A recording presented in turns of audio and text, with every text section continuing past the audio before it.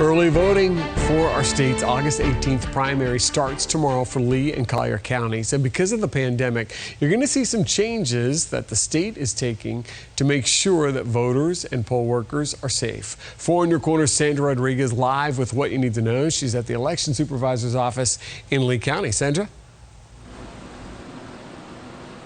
Well, people will be expected to wear a face mask when they go out and vote tomorrow. Those who don't have a mask will be given one when they arrive. Now, there were concerns over a poll worker shortage in Lee County, but the supervisor of elections tells me all of the early voting sites will be fully staffed.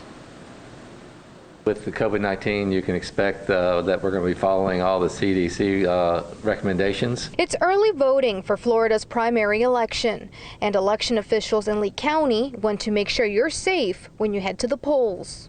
We're requesting that all voters wear masks. Additional safety measures include extra sanitation and plexiglass barriers. Poll workers also taking safety precautions.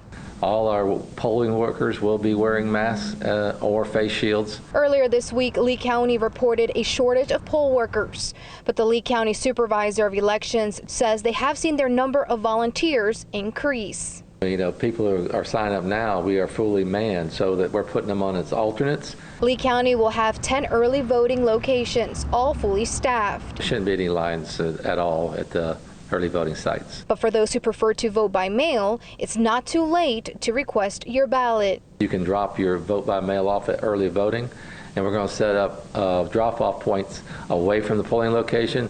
Basically, it'll be a drive-through drop-off. Doyle says this primary election has resulted in a historic number of vote-by-mail ballot requests. 180,000 voters have requested a vote by mail.